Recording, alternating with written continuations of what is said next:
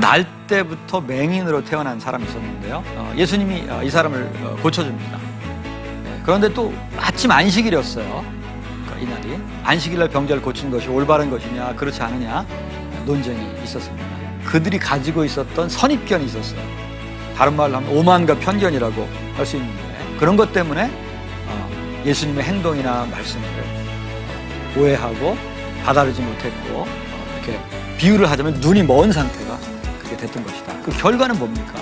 결국은 예수님을 믿지 않는 것이기 때문에 이 사람들은 하나님의 자녀가 되지 못한 것이고요. 스스로 메시아라고 여기는 이상한 사람으로 몰아가지고 결국은 예수님을 바로 죽음에까지 그렇게 몰았다는 것입니다. 그러니까 우리가 그럼 어떻게 예수님을 올바로 인식하려면 어떻게 해야 되겠습니까? 우리가 본다고 착각하는 걸 회개해야 되겠죠. 회개하면 예수님을 올바로 우리가 볼 수가 있는 것입니다.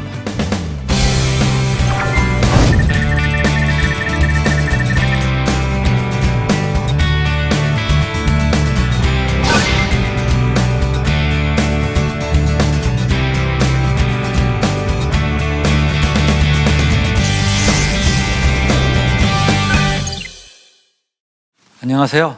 평택대학교 신학과의 김동수 교수입니다.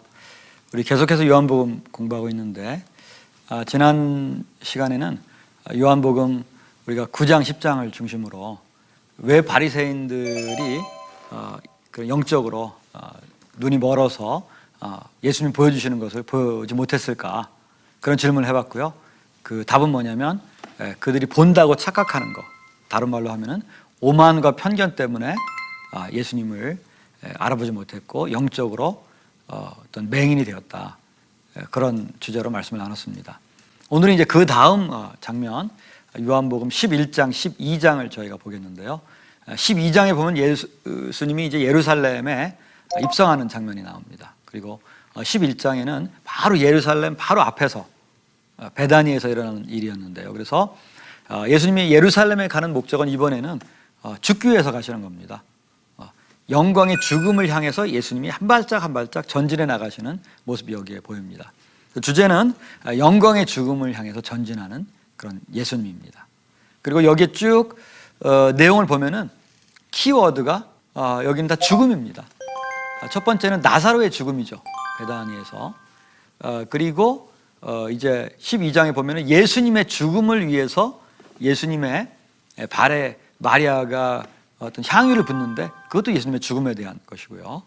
또 나중에 이제 예수님이 자신의 죽음에 대해서 고통스러워하시는 그런 기도 장면도 또 나옵니다.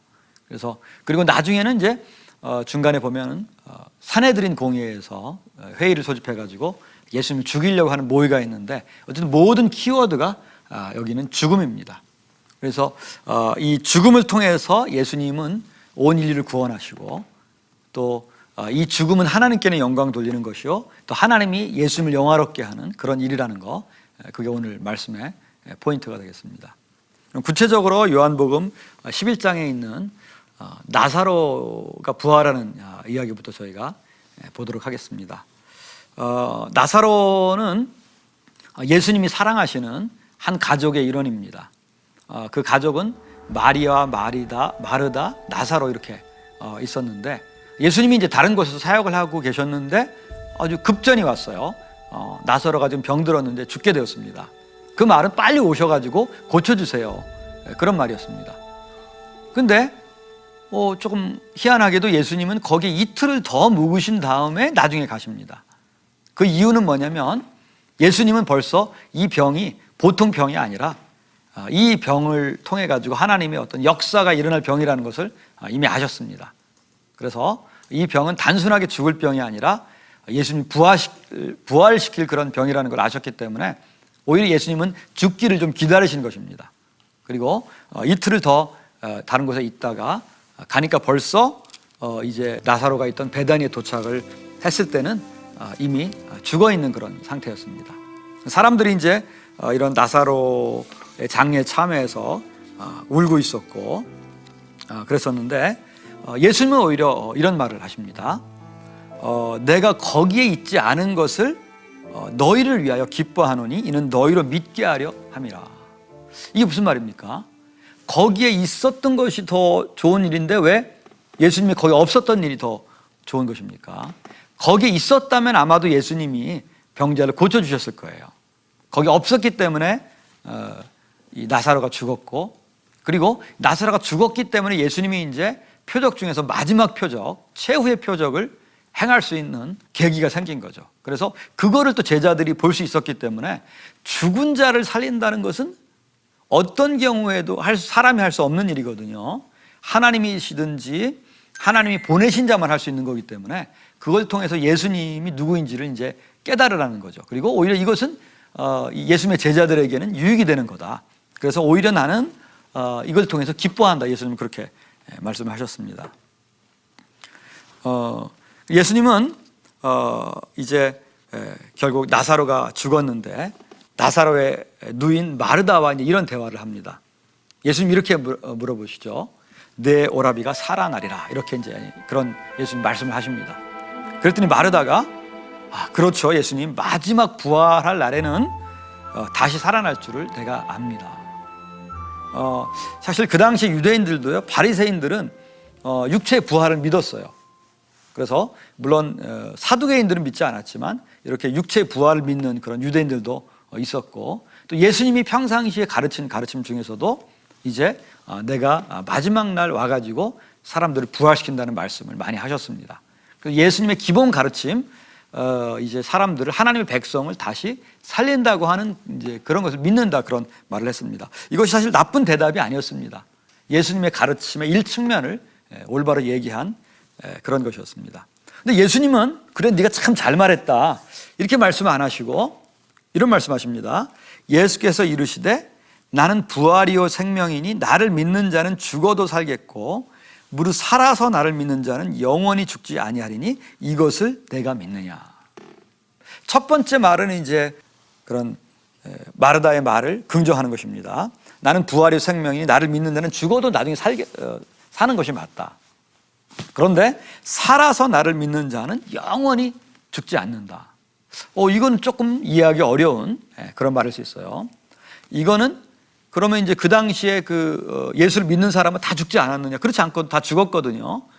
이 말은 살아서 예수를 마음속에 믿는 사람은 영생이 이미 거하고 그 영생이 거한 것으로 계속해서 살아서 비록 육체는 죽더라도 하나님과 영원한 관계를 누리는 것이다. 그런 의미로 말한 것 같습니다.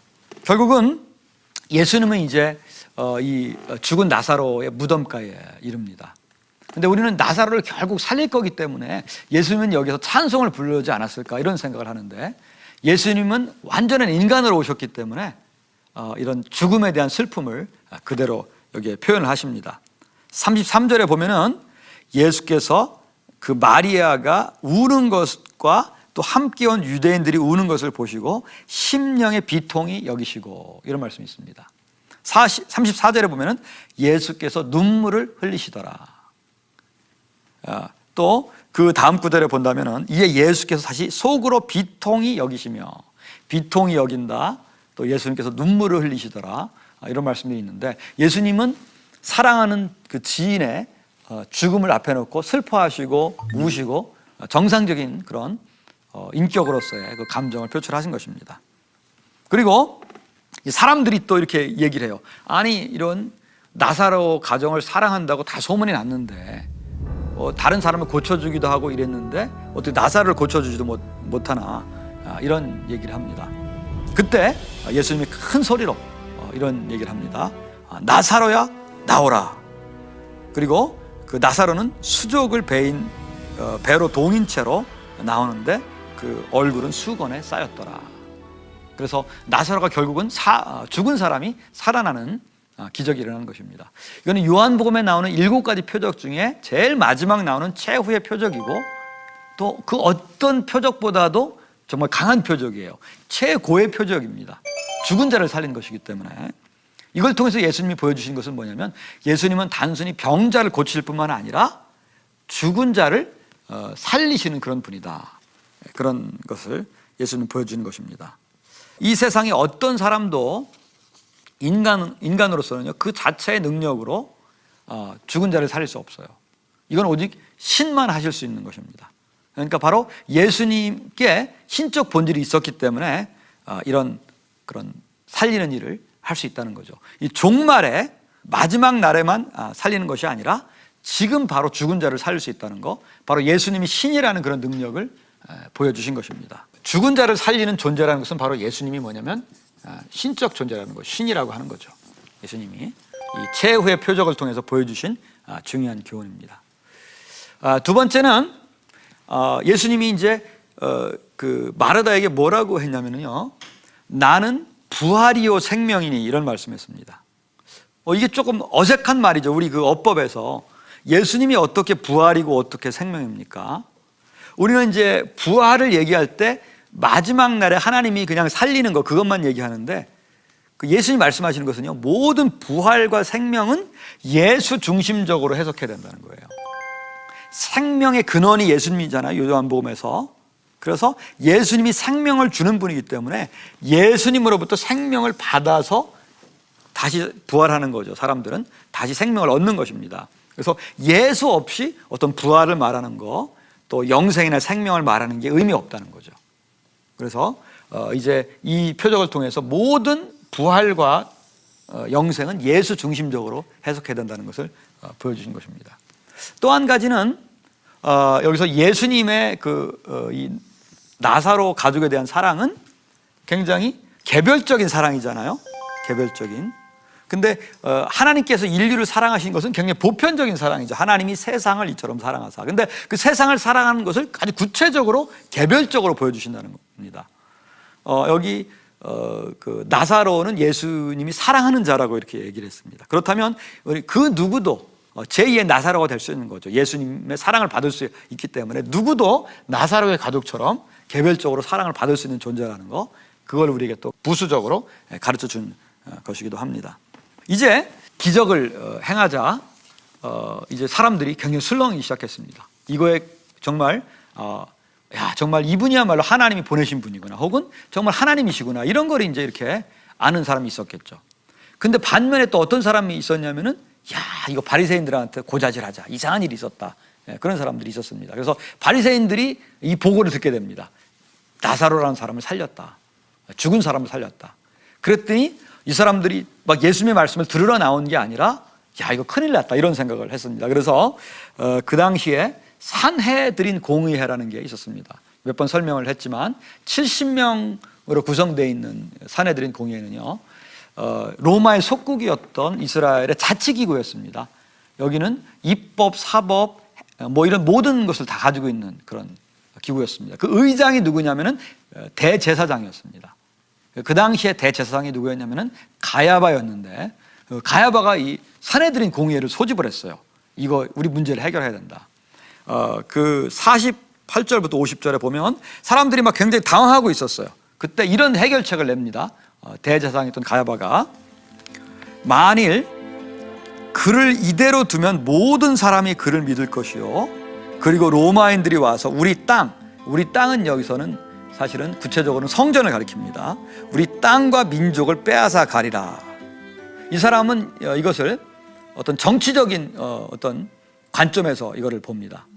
이제 사람들이 예수님에게 몰려갈 것이고, 죽은 사람을 살렸으니까, 그리고 사람들이 와서 이제 그 예수한테 막 사람들이 몰려드니까 폭동이나 아니면은 이게 무슨 군사적인 행동으로 알고 이제 성전을 갖다가 이렇게 다 부숴버리라, 그렇게 말합니다. 그래서 그 중에 한 사람, 그의 대제사장인 가야바가 그들에게 말하되, 너희가 아무것도 알지 못하는도다. 한 사람이 백성을 위하여 죽어서 온 민족이 망하지 않게 되는 것이 너에게 유익한 줄을 생각하지 아니하는도다 하였노니. 곧 이런 이 땅, 그 성전과 백성이 망하지 않기 위해서 한 사람을 정치적인 희생양으로 만들자는 거예요. 여기에 있는 산헤드린 공의회와 의장이었던 가야바는 무엇이 진리인지, 무엇이 진실이었는지는 관심이 없어요. 이 일을 통해 가지고 이게 밀란이 나면 우리에게 어떤 불이익이 다가온다, 정치적인 문제로 이걸 해결하려고 했던 것입니다. 그런데 그 다음 말씀이 참 놀라운 말씀이에요.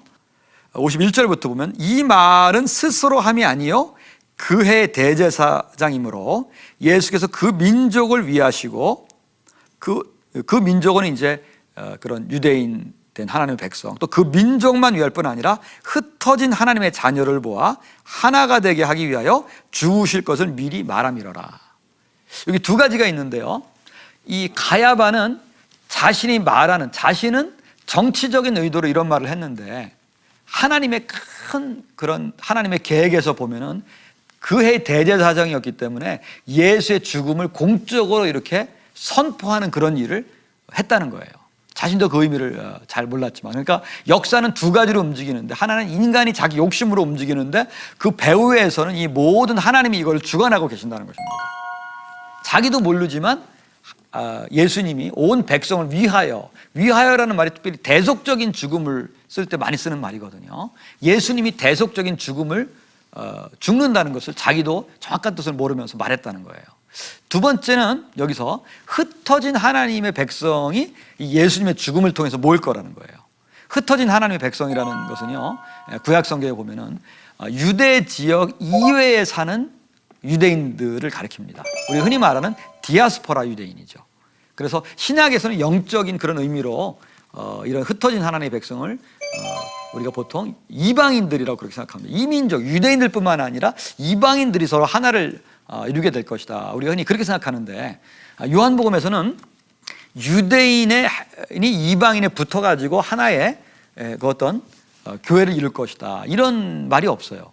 요한복음 10장에 보면 거기 똑같이 하나를 이룰 거라는 게 말했는데요, 예수님의 이 제자들뿐만 아니라 예수님이 나중에 모을 다른 제자들이 하나를 이룰 것이다, 이런 말을 하고요. 요한복음 17장에 보면은 이 제자들뿐만 아니라 그 사람들의 전도를 받은 사람들이 모여서 하나를 이룰 것이다, 이런 말을 합니다. 그래서 흩어진 하나님의 백성이라고 하는 것은 이방인만을 의미하는 게 아니라 곳곳에 있는 예수를 믿음을 통해서 나중에 이렇게 예수께로 올 그런 사람들이, 유대인 그런 하나님의 백성뿐만 아니라 이런 흩어져 있는 그리스도의 백성들이 나중에 예수를 믿음을 통해서 하나를 이룰 것이다, 곧 교회 공동체를 이룰 것이라는 그런 여기에 얘기를 하고 있습니다. 곧 예수님의 죽음은 개인의 어떤 대속을 통해서 구원을 이룰 뿐만 아니라 그 구원받은 사람들이 모여가지고 하나의 공동체를 이루는 그런 일을 하기 위한 것이라는 것이 여기에 나와 있습니다. 그래서 그런 예수님의 죽음이 가져올 그런 의미, 모든 사람들의 구원, 그리고 구원받은 사람들의 어떤 공동체의 형성, 이런 것을 말하고 있습니다.